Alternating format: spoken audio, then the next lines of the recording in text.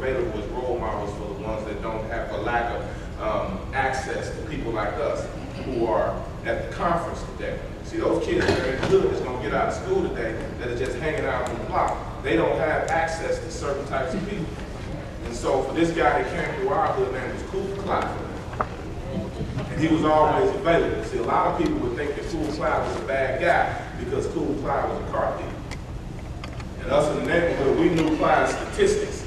Just like, you know, back then, I guess Warren Moore or Jerry Rice or some of those guys who had the numbers. So Clyde could steal a car in less than 5 seconds. He wore a screwdriver on the necklace, gold screwdriver, that signified that's what he did. But that's the other Clyde. Clyde was a dropout, so he showed us that you could have money in your pocket, you could drop out of school, and under that tree where everybody hung out, the girls would be there, and you would have that car. Because back then, it was elbows and bowls. You used to see guys, they could do like this, there was a spike rims, and then you had the bowls on with the white wheel, they had the Hollywood tops on the Cutlass, and so that's what you want, the music sounded, and that was the top of the hill. That's what you wanted, that's what you wanted to gravitate towards. And so when a guy like Cool Clyde noticed me, a little old 14, 13, 12-year-old kid, that was big. And I would come through the block, and Clyde would say, there go my man, Moody. Give me something. My chest would stick out, and I walk over to Clyde, and I give him some dad. And I was validated. It'd be a whole group of us, and he'd call me. That meant something. And then he would spend time talking to me. Man, how school we going? For a couple of dollars for them seeds you make.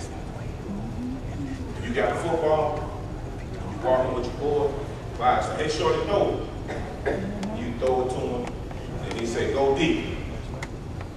You know if you catch that ball, it's at least $5. So you'll run through a tree, a car, you jump over you're gonna catch that ball. And if nothing else, Clyde gonna say these words. This time was even worth more than a month. That's my man.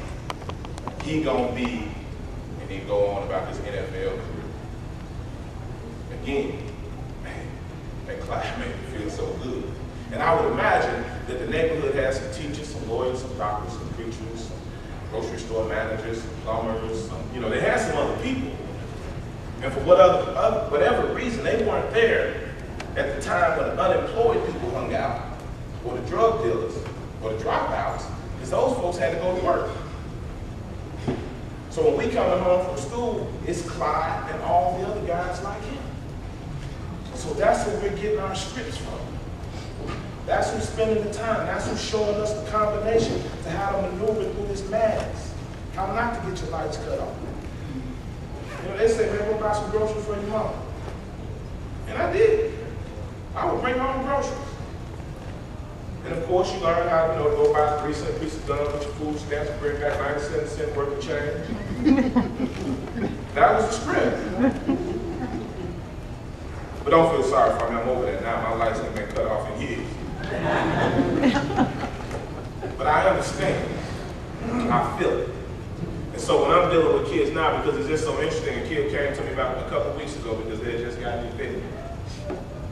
And I knew what to say. I knew how he felt.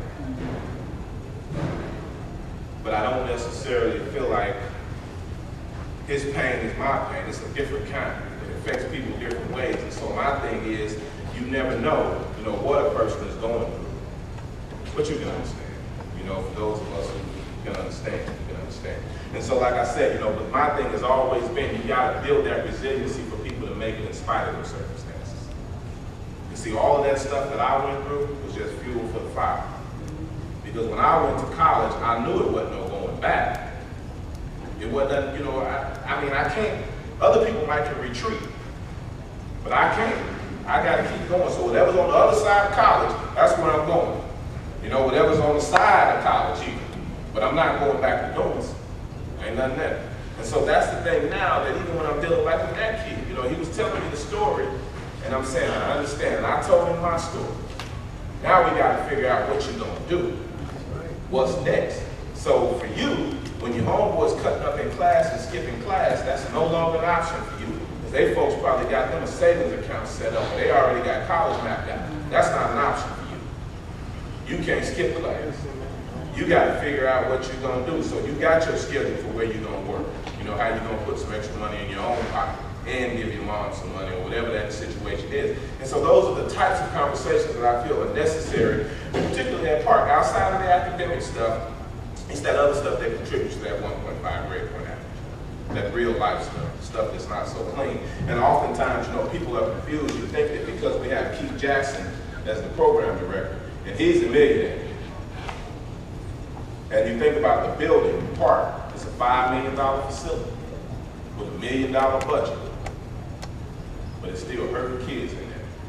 Now, the girl that was cutting herself, you know, I got another boy, he's dealing with a trauma because his dad is abusive toward his mom, but his dad has cancer. So he's hurting for his dad, but he's hurting for his situation.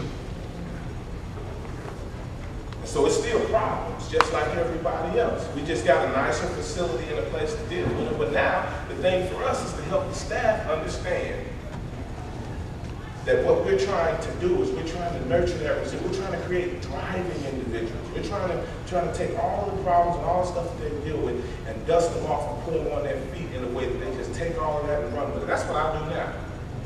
I don't necessarily worry about where I was, because I can tell some stories. You know, and that's what affected this presentation, but that stuff don't really impact me now. Now, it definitely lets me know that I don't want to go there no more. But it inspires me to write books. You know, it inspires me to get out and contemplate a movie now. You know, it's making me say, okay, there's a lot more I can go forward, and so I keep my nose to the grindstone and try to figure stuff out. But let's talk about what we came to talk about. Anybody got questions about Park? We got 2 hours, so we can do it different. Yes, ma'am.